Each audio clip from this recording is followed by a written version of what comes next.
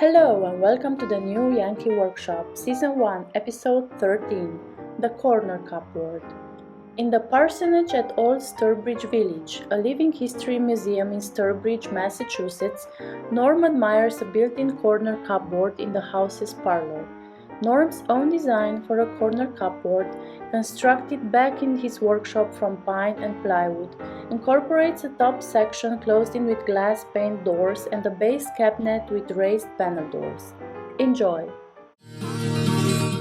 Blink and imagine yourself in 1830, right off the common here at Old Sturbridge Village, in front of a house known as the parsonage. And inside there's a great piece I want to show you. Good day, Parson. Good day to you, sir. This corner cupboard, which is located in the parlor, which is the place the entertaining and dining took place. And the interesting thing is that it's permanently built in place. It's not a piece that you can move around. Also, it doesn't go all the way back into the corner. It's a little bit shallower. It has this curved back to it. Now down here on the shelves, look at, they're very intricate. And I'm sure that was a lot of work considering they were all cut out by hand. And the door, very elegant. Even though it was made by hand, we still have a raised panel, a mortise and tenon joint, and boy, look at this. You can still feel and see all those hand plane marks. Well, I got a lot of good ideas looking at that corner cupboard at Old Sturbridge Village. But when it came time to design a prototype here in the shop, I made one major change, and that was to close in the top section of it. It is supposed to be a display case, so I added some glass as not to block it out completely. And this will also make it easier to keep it clean, keep the dust out of there. Now the outside of the cabinet is all made from pine, clear pine, and it'll be stained and finished later. But the inside, which I'm going to paint, is made from plywood. And it's not just ordinary plywood. This is a piece of AC plywood, and it paints pretty well, but you still see a texture when it's painted. I'm using a special plywood. It's called medium density overlay. Now I've ripped the pieces I need for the sides and the back to the right width, and now I need to cut them to length. And I'd like to be able to use my radial arm, but this only comes out 16 inches, and I have an 18-inch piece of stock. So I'm going to cut it over on the table saw.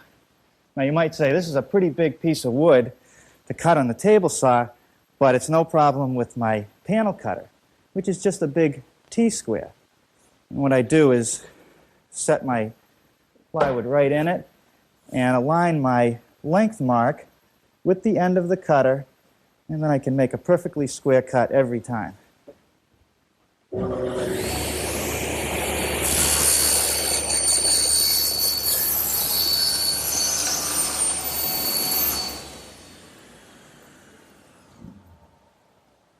Okay, now that's the sides and the back cut precisely to length.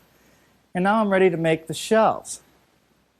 Now, I did take the time to make a template because I want every shelf to come out exactly the same. And what the template represents is the plywood shelf plus its edging and the area for the doors. Now, after checking it out and making sure it's exactly symmetrical and perfect, I can use it to lay out each piece. And I just set it, align it with an edge, and mark it with a nice sharp pencil. I'll even take the time to check it one more time to make sure it matches the template after I've cut it. Now I will use the radial arm to cut these. And I've set it up at a 45-degree angle, and it just about makes it, but it does a beautiful job.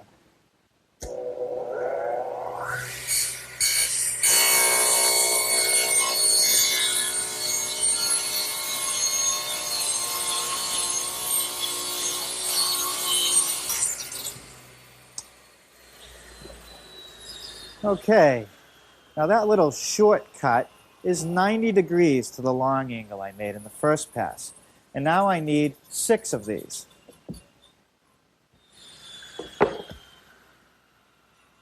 Okay, now I have 6 shelves, all perfectly identical. And the only way you can really do that is by using a template. That's the key to getting them all the same. Now the next thing I want to do is put a dado in these side pieces into which the back will fit. And I'll do that over on the table saw. I've set it up with the dado head cutter, set it a 1/2 inch width, and tilted it at a 45-degree angle so that I can make this cut right here. Now, I know it looks like there's not much material left here, but all I need is a little lip right here which will catch the back of the cabinet, like this.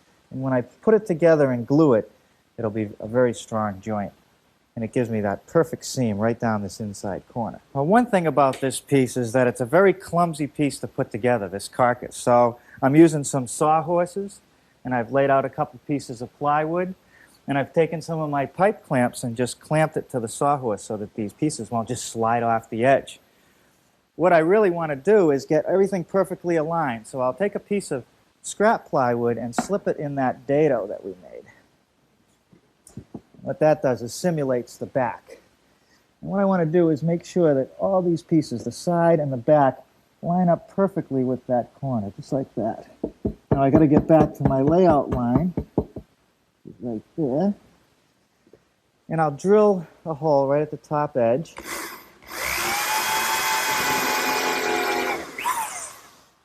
And use a 1.25 inch drywall screw to hold it in place.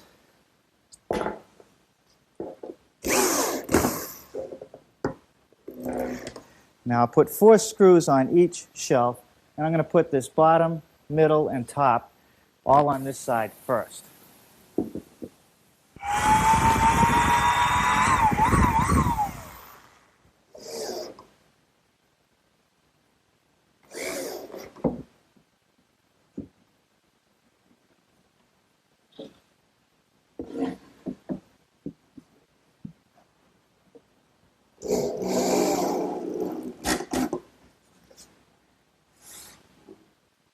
A little bit of glue along the edge of this back piece, and that'll help secure it right into that dado.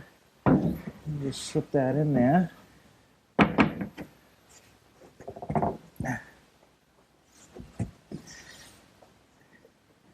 Okay, and then I'll fasten the back the same way I did with that first side. Just a few screws aligning it with my layout marks.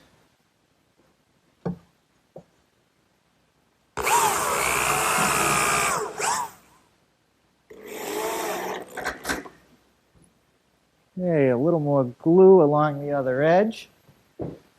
And the other side is ready to set in place.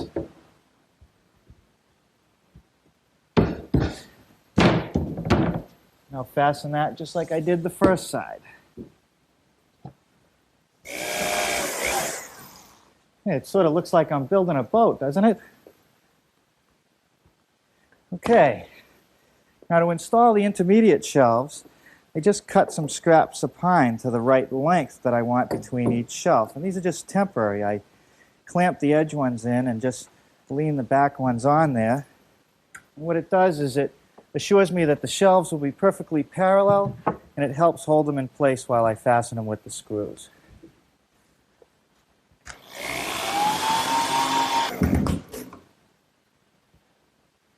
Okay, the next thing I want to do is dress up the edges of these shelves. And to do that, I'm just going to put on a little strip of pine like this. It's mitered at a 45-degree angle, and since all the shelves are exactly the same size, all these little bands are going to be the same size. So I'm going to cut them over in my miter box, which has this extension with an adjustable stop. And not only can I cut square stock, but you can see it's set up also to cut miters. So I know that I can cut 6 pieces, and they're all going to be exactly the same. Now to attach these little edge pieces, I just use a little bit of yellow carpenter's glue and some 4-penny finish nails.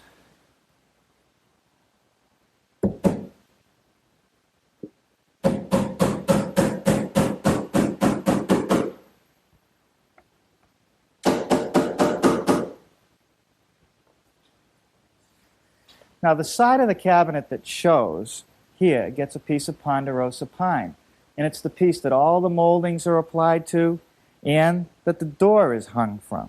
It's a very important piece. Now if you open the door, you can see that it's not cut just at a square 90-degree angle. In fact, it's cut at half the difference between these 2 points. which is 22.5 degrees. So I've set up my table saw with the blade tilted and the fence at the right distance, and I'm ready to rip the two sides.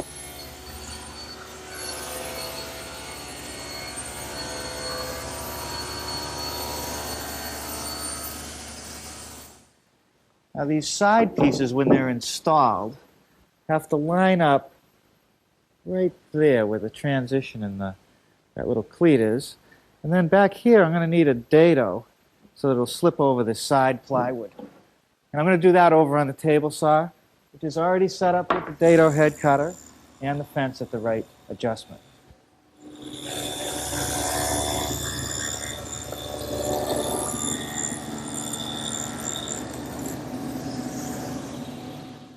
A little bit of glue on every one of the shelves.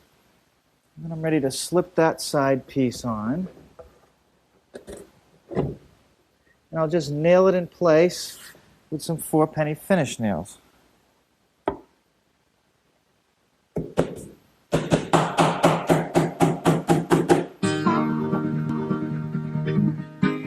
Now the 3 rails, one at the top, one in the middle here, and one at the bottom, are cut at the same 22 degrees that these side pieces were cut at. And I'll just use a little bit of glue and nails to set those in place.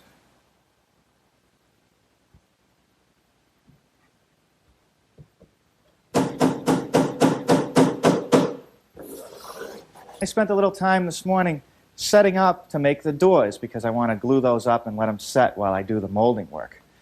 Let's go over and look at our doors. We have 2 types, a raised panel on the bottom and a door on the top with a glass insert. And the first thing that I'm going to do is make this little beaded edge along the rails and the stiles, and that looks like this. And I do that over on the router table, which is set up with a 1/4-inch rounding over bit and a fence. To hold the panel in place on the bottom doors, I need to make a groove in the stiles and the rails, and it looks like this. It's just a 1/4-inch groove that I make using my dado head and the rip fence set up in the table saw.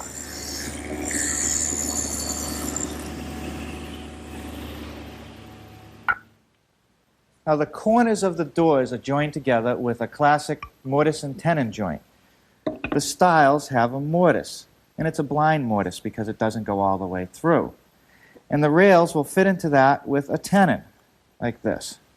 Now to make that mortise, I use my drill press, which is set up with a mortising attachment. And all that really is a square chisel with a drill bit that fits inside. And the drill starts a hole first, and then the chisel squares it off. So as you push down with the drill press, you cut the mortise. Now on all the rails of all the doors, on this molded edge, I need to remove about 3/8 of an inch in depth and about 1 1/4 inches in length. So I've set up the table saw with a guide block and the adjustable dado head cutter to do that. And it'll take about 2 passes on each one. Now with my fence in the same position, but with the blade lowered slightly, I'm going to remove the material for the back side of the tenon on the rails for the top doors only. Okay, now with the fence still in the same position, but the dado head raised up to a 1/2 inch, I want to make a shoulder cut here, away from the molded edge, a 1/2 inch deep, and remove this material on all 8 rails.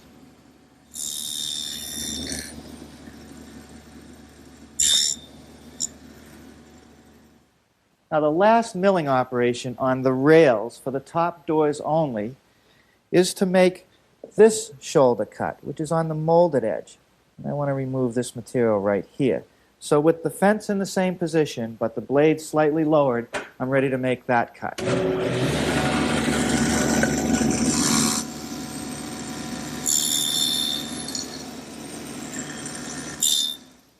Now the shoulder cut on the back side of the rails on the bottom door is offset from the front about 1/4 of an inch. So I've moved the fence over, lowered the blade, and now I'm ready to do those.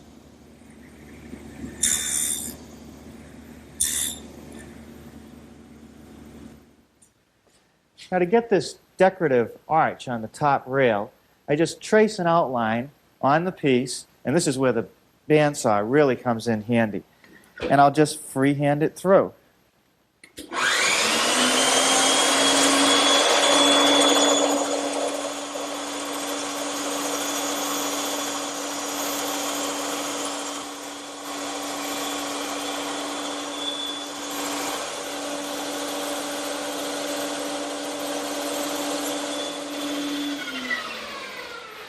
Now I'm going to smooth up the inside edges of that cut just using a little drum sander set up in my drill press. Now to put this rounded over edge on the inside of this arch, I just used the router table, but I've removed the fence and I'll use the pilot bearing as a guide.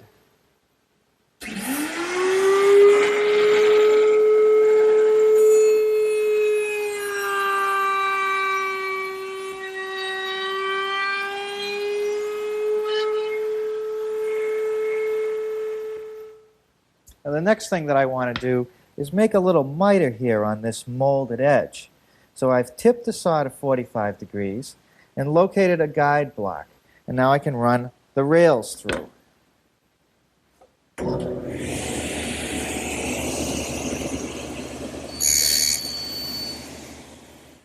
Now I need to make a miter in the stiles in that molded edge. And I do it the same way on the table saw.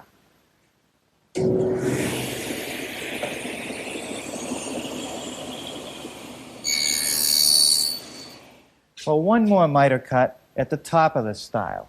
And I do that over on the table saw where I've readjusted the fence but left the blade in the same position.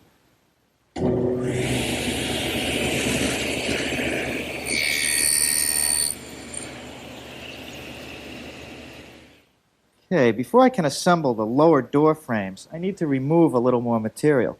I have to take this bead off, this little part right here, not the back. And I'll remove that using the mortising bit in my router table, and later I'll cut the miter by hand.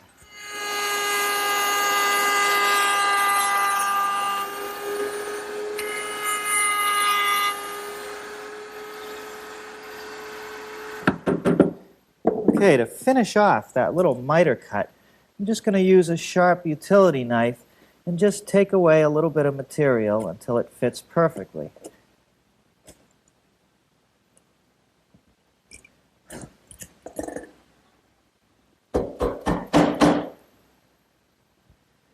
Now the stiles for the top doors need all of this material removed back to the miter, the full width of the board. And I do it again with the router table.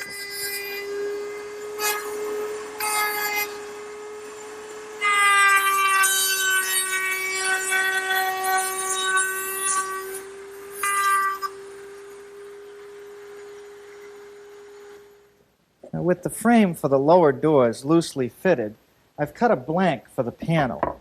Now this ridge right along this edge around the door conforms to the depth of the groove for the panel. So I've made the blank just a little bit smaller so there's a little bit of room for expansion. Now to raise the panel, I'm going to use my radial arm saw.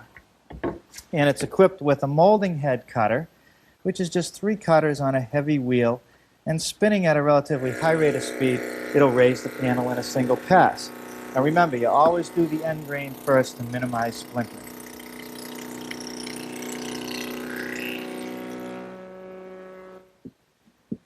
At last, I'm ready to assemble the doors.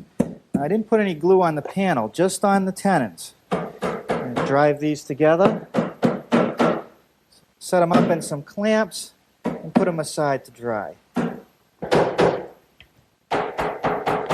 Now I can glue up the glass door frames and put those in the clamps to dry. Okay, now what I'm doing is applying moldings to the cabinet. We go back over to the prototype here, and you see there's a wide piece at the bottom and a narrower band that runs all the way up the side, around the top, and right back to the base again. Now this molding is simply sold as window stop at the home center, and all the angles that I'm using are the same as I used to build the case. Now with the base applied, I've 45 this corner to accept the narrower molding. So I'll just hold it in its right position, go down to the other end, and mark the length where I want to make my other 45. And I'll just take it over to my miter box, which just has been set at the right angle, and this is where I'll make all my cuts.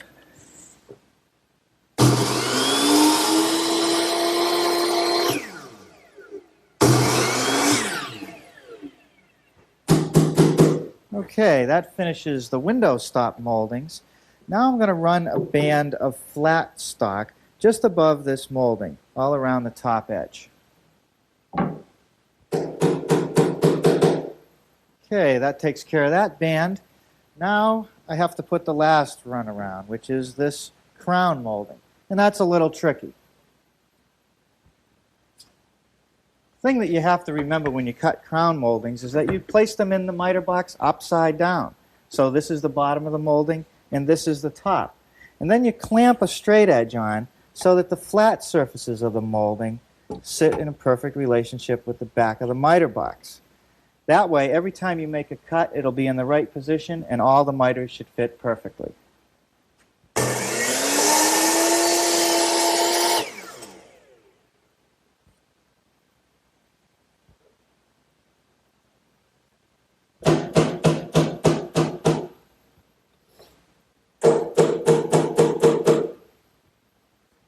Well, now it's back to the doors. Now this rabbet on the back side of the top door will accept the glass panel.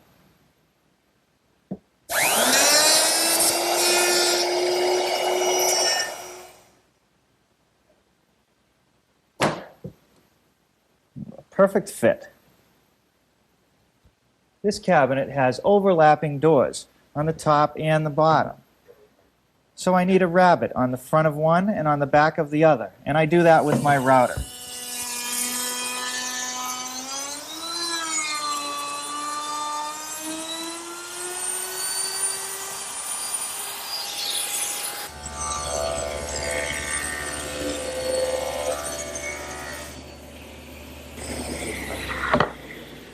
Now that was a 22.5-degree bevel.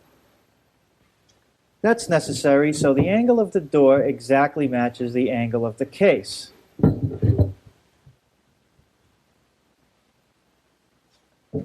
Hey, we did it. This piece is almost ready for finish. Well, this first coat is a latex primer. Before I paint the inside a dark blue. I was going to stain the outside, but after seeing that corner cupboard at Sturbridge Village, I think I'm going to paint it a light blue. From the talk I'm hearing around my house, this is going to be a popular project. Thank you for watching. For more, please like and subscribe.